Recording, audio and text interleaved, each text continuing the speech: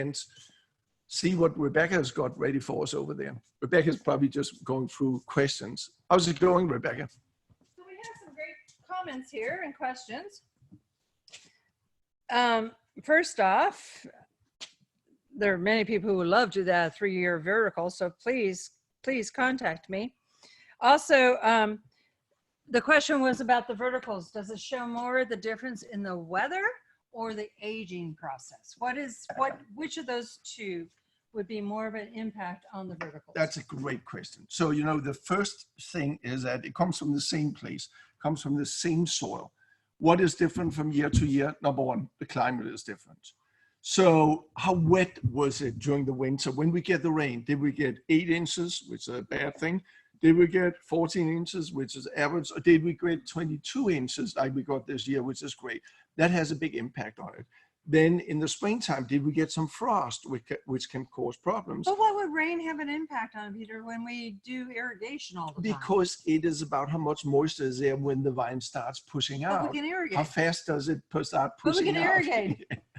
We don't start irrigating until, we haven't started irrigating yet, and our shoots already. That's only because we had rain. Because we had rain, exactly. Then it's about the sun in the spring, the summer. How warm does it get out there? There are some years where it can get above 100 degrees, some years where it doesn't get that hot. Yesterday it was 82, the day before 86, today it was 71 high. I'm going to cut to the chase on this. All right, you go. The biggest thing that I think makes a difference in the wines from vintage to vintage and whether will affect it is what we are looking for is what's called chickens and hens. So the berries need to be very small and we need some big berries. And here's the reason. All of the flavors, all of the components, everything comes from the skin. So if every berry is really big, you've got too much juice ratio to the skin flavors. So if you have chickens and hens, so the chickens are the big ones and the hens are small, then we'll have more skin concentration compared to the juice. So in some years we get a fantastic chickens and hen ratio. And in other years, especially when we have a lot of rain, we end up having too many chickens and not enough, too many chickens and not enough little guys. So that is actually probably the biggest differentiation of the wines from year to year is the chickens and hens. How about winemaking? We don't manipulate our wines, so you can't do anything about that. Okay, I'm going to show a couple of pictures because I just love showing pictures. So this is what the vineyard looked like about 7 weeks ago. This is when the first little shoots started coming out. They're just beautiful. This is Pinot Noir. This is a picture I took literally this morning. That's actually a picture of Syrah. So the Syrah is just pushing out like crazy right now. It's just so beautiful to see what's going on in the vineyards. What I also want to do, where are the dogs? They're confined. Too noisy. Oh, come on, we will let the dogs out. No. Oh, we got to let the dogs out. So we've actually just added another dog. I'd love to show pictures of those puppies. Yeah. So in the background, we got Artemis. They are all stray dogs. We got them. They're not stray, they're rescue. They're rescue dogs. I'm sorry. They're picked up on the street in Bakersfield. In the back English is not his primary language. No, neither is yours. Yours is Alaskan. So we got Artemis in the back that we got in 2011. In the middle is Apollo that we got a year after. And in the front with the little white paws, the galoshes or whatever, is Athena that we literally got just 2 weeks ago. So these guys are just trying to get used to each other and very rambunctious and just having a great time. Here's another picture I want to show you. It's not because we want to dwell on the C19, the issues going on, but it's just such a cool picture. One of the local winemakers made an effort here about 3 weeks ago where he just wanted to gather some wine. He was saying, well, what can we do as winemakers to help out in this crisis? Everybody after a tough day at work should be able to have a bottle of wine, especially the people in our healthcare system. So we helped him to do this. So he collected 500 cases of wine. We donated a whole pallet. You can see a bunch of our cases sitting left and right. So they got 5 vans donated by U-Haul, and the caravan drove down to LA County, Santa Barbara County with these wines, so people could get a bottle of wine. So they gave after a tough work. bottle to every health professional in every hospital in LA. It's just a little thing that we can do to help out from here. We actually did the same thing here in Lompoc this last week, which was awesome. So some people want us to let the dogs out. They're going to be a pain in the neck. And Peter, where's your cowboy hat? Peter? The dog took it.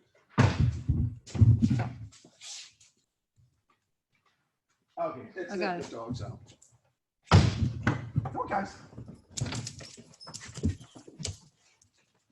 Oh, and there's one more coming. So here are the dogs.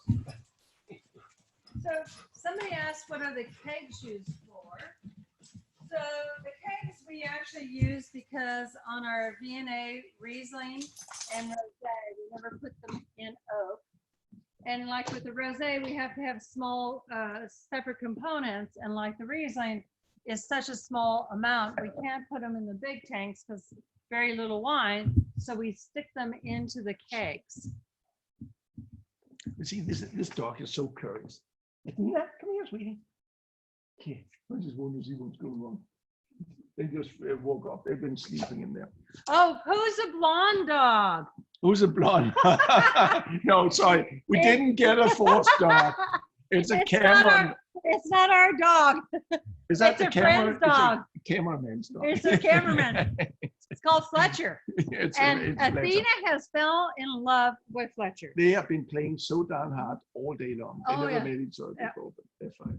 You know, we cannot, I'm sorry, my husband will spend his entire day on the Pinot. But my I wine was is thinking about getting another Syrah. for you. I know you were. My favorite is the Syrah. You know, this is my favorite. This is my lip liquor. I call it's Gamma. And the reason we make Syrah is because I love Syrah. It's really all about me.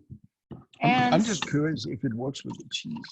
no, it won't, unfortunately. No? I'm going to No. try it anyway. So Gamma is 3 years in barrel, kind of like the Roe. And just like the Roe, unfined, unfiltered, that's true for all of our red wines.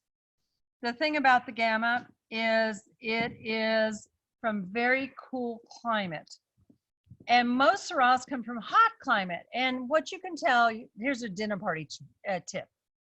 If you have a Syrah, 100% Syrah, and you're drinking it and it sits in the front of your palate and it has no back palate, you can tell your friends, this comes from warm climate.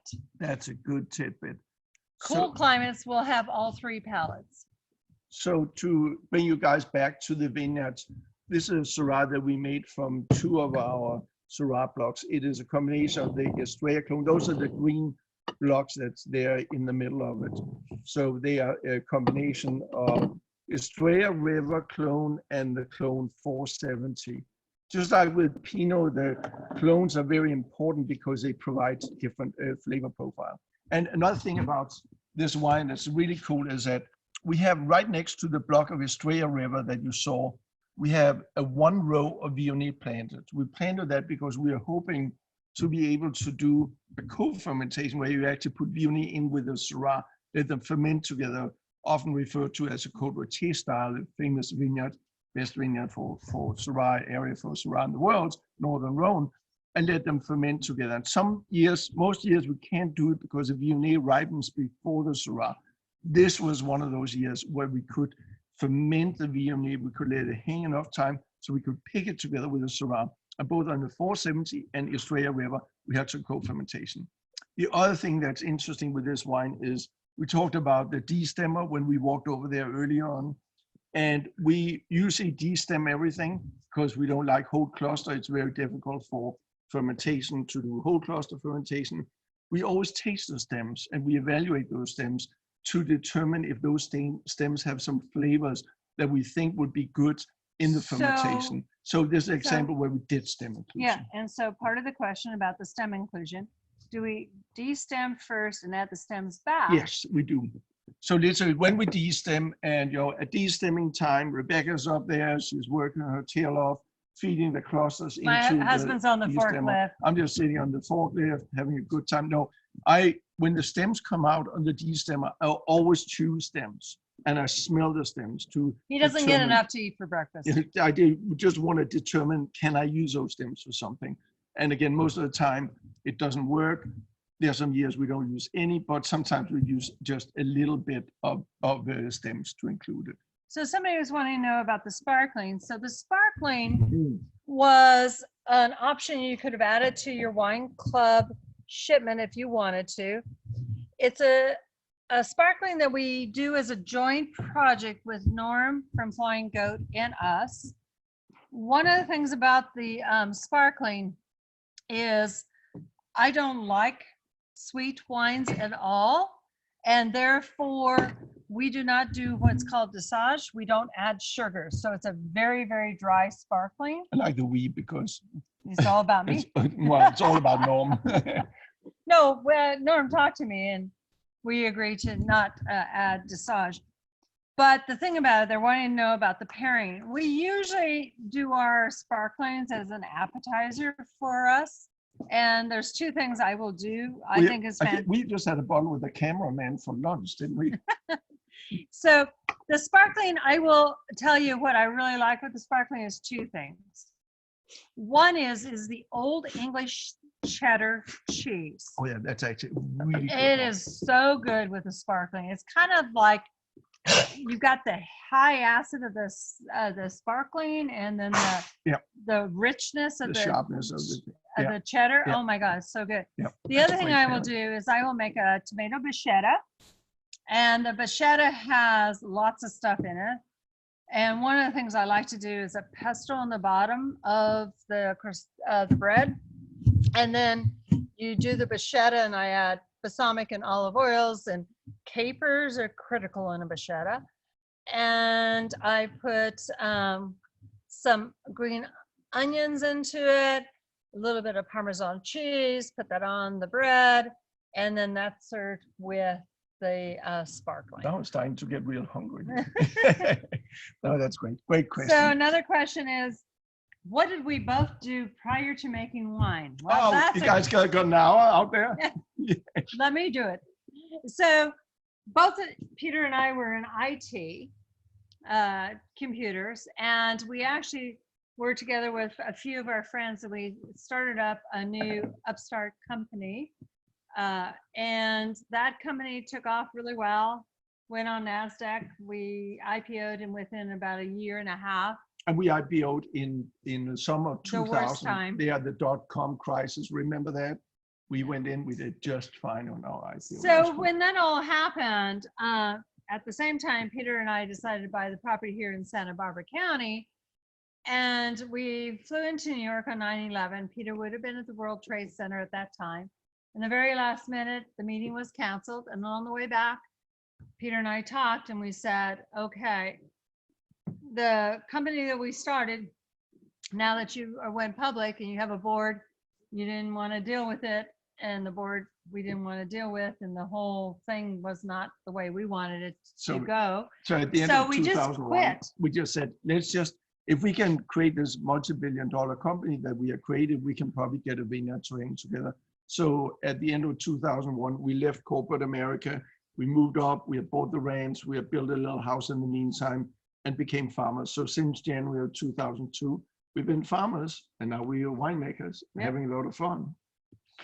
So somebody wants to know what wine would pair best with Cuban food. You guys are really testing me on the Cuban food. That's spicy stuff. Right? It can be spicy. So it depends on whether or not it's much more towards the stew side of it and not heavy spice. If it's heavy spice, absolutely the Syrah. I wish I had asked what would pair well with herring or something, because I'm Danish.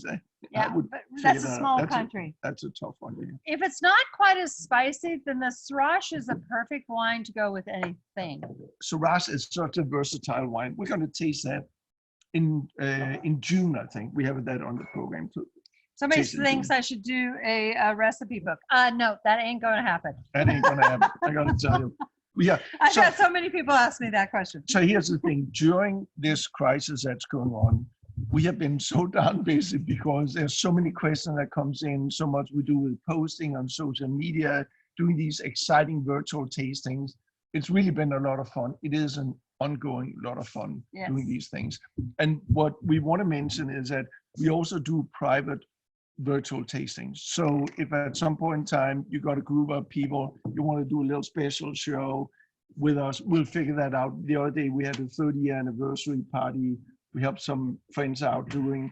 We did some with some generals out from the Air Force Base, and so I mean we can put fun things together.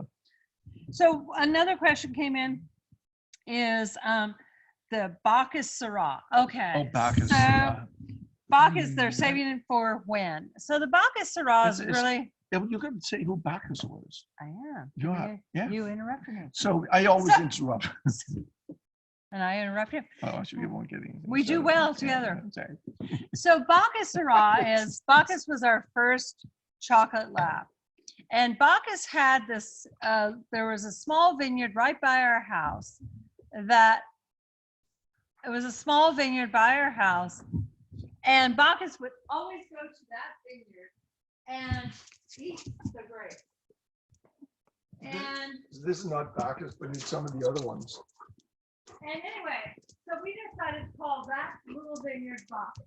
And Bacchus is, we only get a small production, it's a Syrah, and we get a small production of it. And it takes us 5 years to get enough production to bottle it. So we bottle it once every 5 years. So it's a non-vintage. And the last one we did was 15, and that was 11 through 15. Yes. And we bottled that in, I think, 17. Yeah. So if I count correct, we are going to bottle another one in 22. Well, you do really good math. Something like that.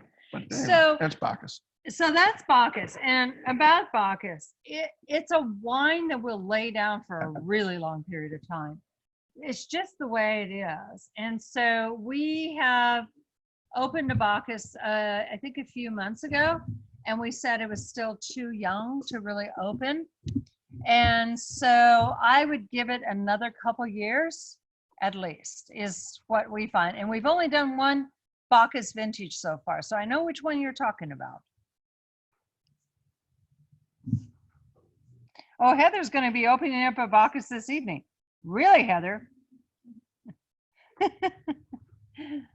That's great. So just to give you guys some ideas. Rebecca, can I just interrupt? You always do. Guess what I did? I just found a picture of Bacchus there. So here's a picture of Bacchus that I want people to see. So, God, that's cute. Remember that? That was a cute dog right there. Doesn't make you miss the dog. All right, let's get back in. So a couple things. One is about the next virtual tastings that we're doing on Fridays. Starting next Friday, we didn't do it this Friday, but this coming Friday, we're doing some different things. And one is our bottle of... Actually, we're starting with this one for Mother's Day. This is Mother's Day. And then... Yeah, exactly. This is for Mother's Day, our sparkling. It's going to be in the package. And then we're moving on into Lambda, which we haven't done yet. So that's our Pinot Noir 2016. And we're doing the V&A, but this V&A is the 2019, which we had the 18 tonight. And then the very last week we wrap up in May is we're going to do a virtual blending. So you get three different clones, and clones, as we've been mentioning, if you think about Pinot Noir, Syrahs, they're like apples and oranges. And within the apple family, you have Granny Smith, Red Delicious, those different things. So every clone is different. So this would be a Red Delicious, a Granny Smith, or a Fiji. So these clones, we're actually going to do a blending party virtually where you will work with us. And we're going to try a new feature to get the thumbs up to find out how many people like which blend we are going to do that day. So if you think about the clones, that is a way that we can craft a special wine by working with these different clones. And we do that here, and we do that by spending some time tasting through them and making the blends. We can't do that with you because you're not here. But we wanted to do something unique and give you that tasting experience. So what we did was we brought out wines from 3 different barrels. So Rebecca and I and Jesse tasted 3 different through a lot of barrels and picked those 3 different barrels, 3 different clones. Like it says, 115. There's a Pomar, there's a 667, and we pulled samples out of those. And we went through them. And oops, sorry. Oh, that's awesome. We smelled through them, we tasted through them, and then we did that hand bottling of these wines. And there's something we can do here in the crisis we are in. What's unique about this barrel over here is that this one is a new barrel. So you see that it says 1821. These are all 2018 vintage. So that's it's a French oak barrel from the producer of Gamba.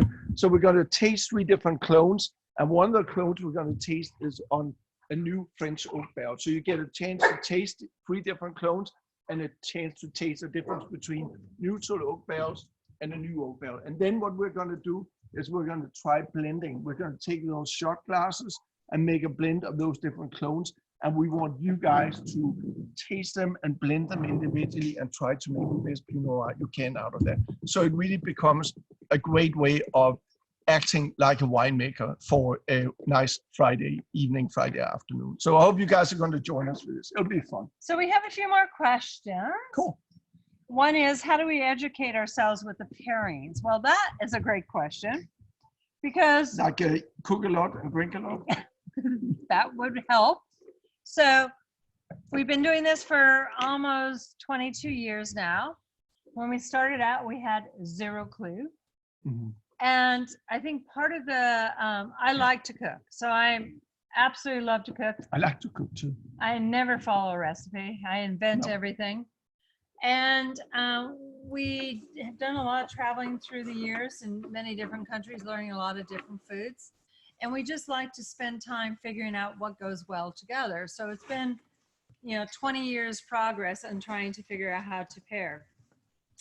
What inspired us about the Greek names? Okay, the Greek names is this. My sister from Denmark, Anna, married 40 Papadopoulos. So you guys can guess where he is from. Many, many years ago. Moved down there. She's lived there ever since. Exactly. Move over here. Okay, I'll move over here. The cameraman is trying to get us closer together. He's making sure a marriage keeps going. Let's go. So Anna moved down to a little island in Greece for Lekandros many, many moons ago. And then when Rebecca and I were going to get married, 25 years ago it is, we decided to do something different. We called Anna and said, we're coming to Lekandros. We got married in Greece. We ended up buying a little piece of land, building we thought it was going to be a little house. It became a hotel that Anna and my nephew are running now. And when they opened up that hotel, they said the name is going to be based on what Peter and Rebecca do in California. They have a vineyard. The Greek word for wine is Ampelos. They call that Ampelos Resort. We love the name. Therefore, we decided Ampelos is the right name for our wine. But the reason for the Greek names and the Greek names on our dogs is twofold. Everything about our wines are all about the vineyard. It's our job not to mess it up. So we focus heavily on the vineyard. That's why we're certified organic, biodynamic, and sustainable. We have all 3. And the other reason is we were married in Greece. We have the bed and breakfast in Greece. And yes, we still do have that bed and breakfast in Greece. That's called Ampelos? It's called Ampelos. Ampelos Resort. And so that's kind of how the whole name came about. The question is, do we think the French will ever run out of oak? The answer is no. It is a sustainable business. They replant their forest all the time. And it's closely monitored. Yeah. And for those who may not know it, but every oak forest in France, in United States, wherever they are, they're very highly monitored and they're sustainable, so they recycle. But the biggest thing is the first people who get to pick that oak tree is the barrel makers. So they get to go into the forest. They've designated which trees are going to be cut down. There's some kind of auction business, Yeah. is my understanding of how they pick it. Yeah, and the barrel makers get to go in. They get to pick the trees they want first. And then everything else, like oak floors, oak furniture, everything else gets second.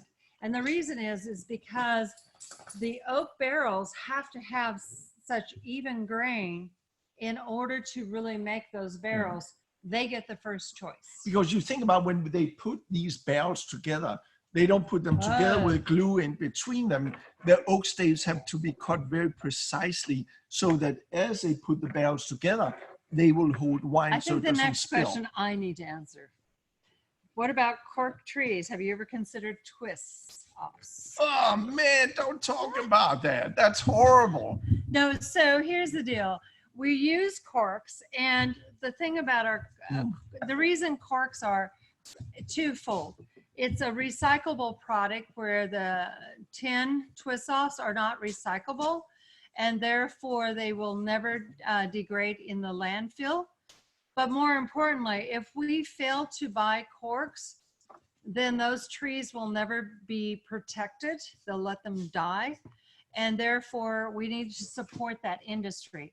But the biggest thing about our corks, which is the main thing, is most corks are cut out of the tree bark, and you can only get a few corks out of every square feet. And instead, the corks we get, they're actually grind up of that cork bark.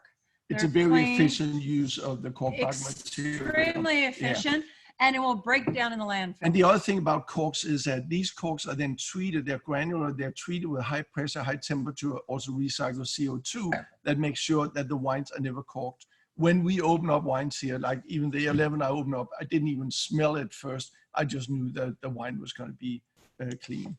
So somebody asked me, how many glasses can you make with the samples? Okay, so these samples. Oh yeah, they're half bottles. So these are 375s, where this is a 750. So you're getting 3 bottles of 375. So it's a bottle and a half. Bottle and a half, yeah. Yep. And each bottle is about 25 ounces. So you're getting close to a little over 37.5 ounces of wine. How's that? So you can probably do about, if you want to do full glasses, probably like 8 glasses or so, something like that. But I mean, what we're going to do when we do that blending, we're not going to make full glasses. We're going to start out with little taste, little samples, kind of like this size, and then we'll work from there. So we'll make sure you guys have got plenty to have a good time out there. So we hope tonight you guys have enjoyed it. Just a couple things. One is to mention the virtual tastings we're going to continue into May. We talked about what the program is going to be for that. The second thing is, we need a little more wine. the second thing is, we're offering, as we do for every Philos party, a special tonight. And the special is a 6-pack of 3 bottles of the Roe and 3 bottles of the Gamma that we just tasted tonight. And the retail price of that is $192, but that's discounted by about 20%. But your wine club discount gets added on top of that. So it stacks, right? Yeah, so it's even cheaper. Right, it's even cheaper. That's it's even cheaper. So we do with that that again. That's a 3 Roe and 3 Gamma, 3 Syrah, 3 Roe. Okay, good. And I'm not the profit prevention department, but I did these but great deals. But I'm the packing department. But this is a great deal. This is a great deal. Good. And then we do a 12-pack, which is even higher discount initially based on the retail. That's $360 a case for 6 bottles of Roe and 6 bottles of Gamma, and your wine club discount goes on top of that. Add on the top of that. Yes. Awesome. And you know, in these days here, we really appreciate all your support. We really appreciate that you guys have been members and are members of Philos of Wine Club. And I know that you guys have not been able to be here in this room together with us tonight. We wish you had all been here, but I hope that at some point in time, we can reconnect the local people that usually come here, the people that fly in. We can have a great time together. And for those of you people that have not been here before, make sure next time that you are in California, come up and see us. Let's take a little tour of the valley. Let's do a little barrel tasting, have some fun together. You know what, though, Peter? I think we need to toast to one thing. And that is, we started our wine club. Do you remember that? In July of 2007. Is that right? And we still have a lot of members who joined us right at the beginning. Wow, that's a long time. A That's long 13 time. years ago. Almost. And obviously they haven't gotten tired of our wines. No. So they've been with us for a long So, time. yeah, thanks again for all your support. It's a hard time right now for all of us. We're trying to do our best, and we hope that you will taste with us through May, June. Will continue as a long time. And we actually, the funny thing about this is that doing those virtual tasting we've done here in April has been a lot of fun. We probably in the future, geez, look at those two puppies playing there. We're probably not going to continue to do it once a week, but I think in the future we'll continue to do it once a month. So for all of you guys that are not living right here, that's a way that we can reach out to you. You can follow us on an ongoing basis. Well, maybe we do virtual pickup parties for the people who can't get here from New York and Florida and Exactly. all the other places. So we hope you've enjoyed it. And let's just do a last toast here. Toast to health and to a long life. Thank you guys for joining us.